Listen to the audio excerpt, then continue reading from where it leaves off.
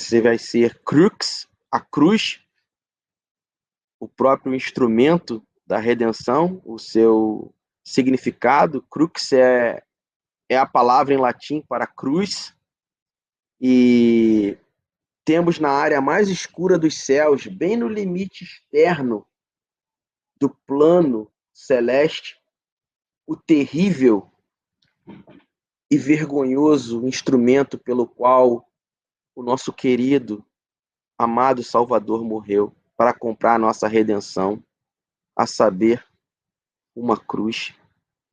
Apesar de ser a menor constelação do céu, sua forma de cruz característica, o fato de ser desenhada por estrelas muito brilhantes, a torna bem identificável. Essa constelação é muito fácil encontrá-la no céu. E essa constelação é mais conhecida como o Cruzeiro do Sul.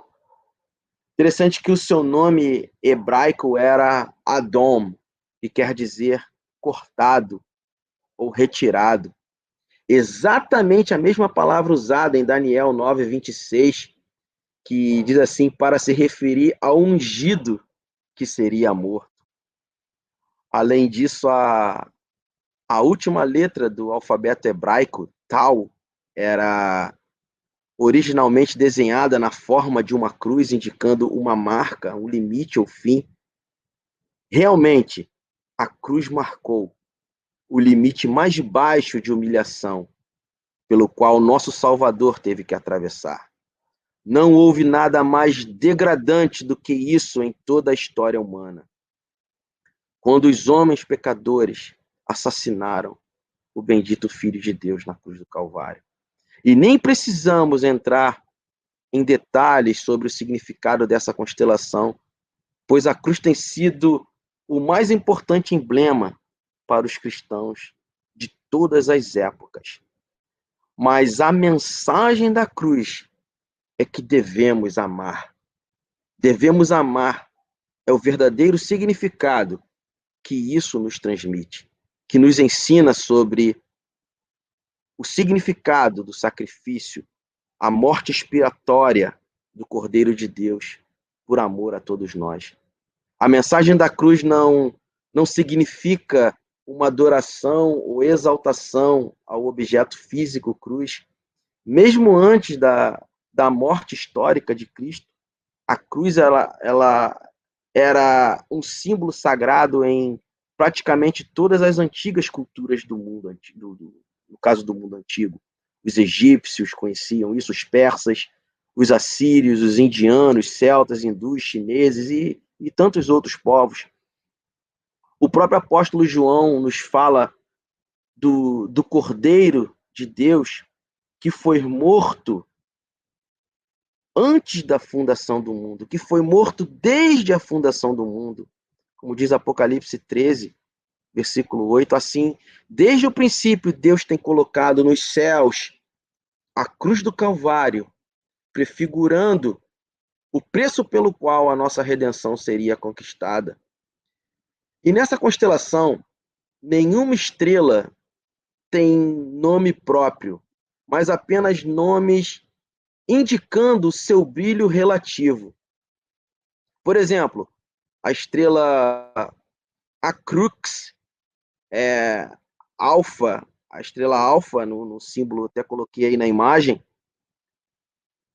ela é a estrela mais brilhante, ela fica na base da cruz, né? A crux, significando a estrela mais brilhante. Já no braço esquerdo da cruz, temos a Gamma Crux, desculpa, Beta Crux,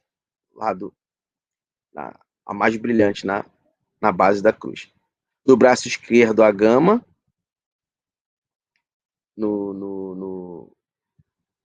na parte superior da cruz, a Gama, perdão. E a D Crux, a Delta Crux, no braço direito da cruz, e E Crux, Epsilon Crux, abaixo do braço direito. Uma pequena observação, porque a constelação Crux, ela, se a gente olhar na própria história, em alguns planisférios, em alguns mapas antigos, eu separei aqui só um pequeno detalhe, ela não consta na lista de Ptolomeu. Por que essa constelação Crux não consta na lista de Ptolomeu? Quando a gente pesquisa isso, preciso explicar aqui rapidamente, resumindo, sobre o fato desta constelação ela não ser citada dentre as 48 constelações clássicas, listada até por Ptolomeu, que ele fez isso no ano por volta de 150 depois de Cristo. O catálogo de Ptolomeu foi formado pelas constelações que poderiam ser observadas e identificadas nos céus daquela época. E como a constelação Crux se encontrava bem ao sul do planisfério celeste, e também devido à própria perspectiva do campo do observador, eles acreditavam que ela estava ligado ao movimento de precessão da Terra como um planeta no modelo globular. A constelação Cruzeiro do Sul não era observável naquele tempo na região da Grécia, e por isso não foi catalogada, porque não tinha como enxergar devido à localização. Porém, para que o número tradicional de constelações se completasse, 48 constelações, total, outra constelação foi inserida em seu lugar, a saber, a constelação Corona Australis, como vou mostrar a seguir, a qual não constava em nenhuma lista anterior a Ptolomeu. E ainda falando um pouquinho sobre a cruz, quando nós aplicamos isso e vemos a importância na história, a cruz ela foi um tipo de para-raios onde Cristo recebeu sobre o seu corpo os pecados de todos os seres. O eclipse que escureceu toda a terra durante a crucificação e morte de Cristo foi um buraco negro onde houve praticamente o rompimento das barreiras dimensionais, do espaço e tempo, abertura de portais, onde houveram batalhas espirituais, onde Cristo derrotou a Satanás e todas as suas hostes. E como diz a Escritura na carta aos Colossenses, Colossenses 2, versículos 14 e 15, diz assim, diz que ele, o próprio Senhor Jesus Cristo, havendo riscado a cédula que era contra nós, nas suas ordenanças, a qual, de alguma maneira, nos era contrária, e atirou do meio de nós, cravando-a na cruz, e despojando os principados e potestades, os expôs publicamente, e deles triunfou em si mesmo. Que coisa maravilhosa! Envolveu o sacrifício do Senhor, superficialmente falando, data, sangue, posição, horário, o próprio sacrifício, todos os detalhes dentro de sua infinita e perfeita sabedoria que Deus preparou para nos resgatar.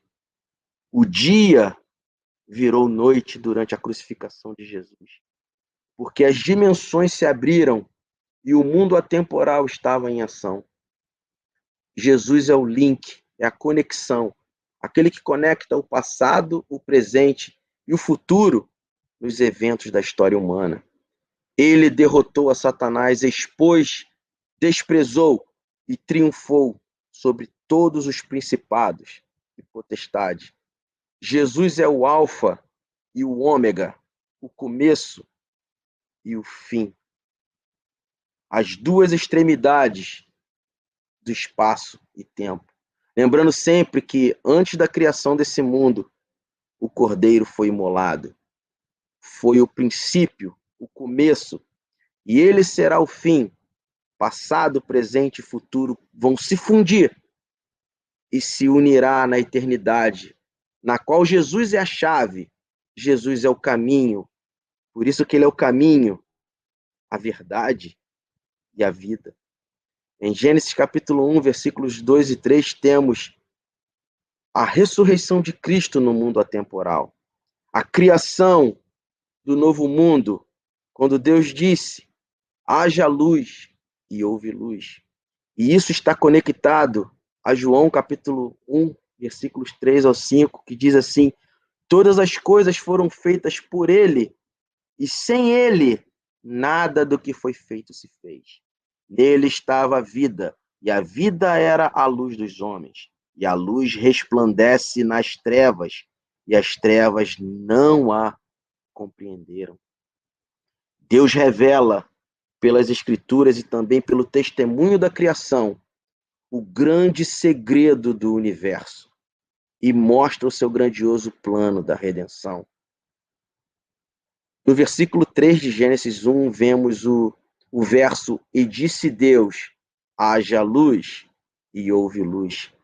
A palavra haja nesse versículo no hebraico é hayá, e ela indica algo passar a ser, tornar-se. Refere-se a algo que já existe, mas que foi levado a uma condição diferente. E quando lemos este mesmo verbo sendo aplicado para indicar o surgimento da luz, aquele que lê deve entender e decodificar, juntando as peças, aqui é Jesus, Yeshua, ressuscitando. A morte do Messias ocorreu no atemporal, e ela está totalmente conectada com sua crucificação aqui no plano terra. E sua ressurreição também ocorreu no atemporal. E foi a energia que propiciou o plano de redenção. Aquilo foi o que possibilitou o prevalecimento da luz sobre as trevas. E ao tempo proporcionou vida aos homens nesta criação biológica. No princípio era a palavra, e a palavra estava com Deus, e a palavra era Deus. Ele estava no princípio com Deus, João 1, versículos 1 e 2. Na criação estavam o Pai, Filho, o Verbo, que é a palavra de Deus, seu Filho digno.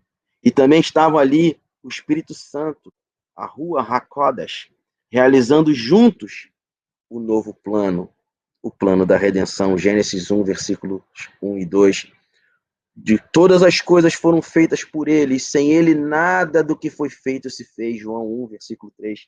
E por intermédio de Yeshua, Jesus Cristo, todas as coisas se fizeram, e sem ele não teria sido possível a restauração, a recriação, o plano da redenção, pois foi ele quem tomou o lugar dos pecadores e pagou o preço que era exigido por lei celestial para tal.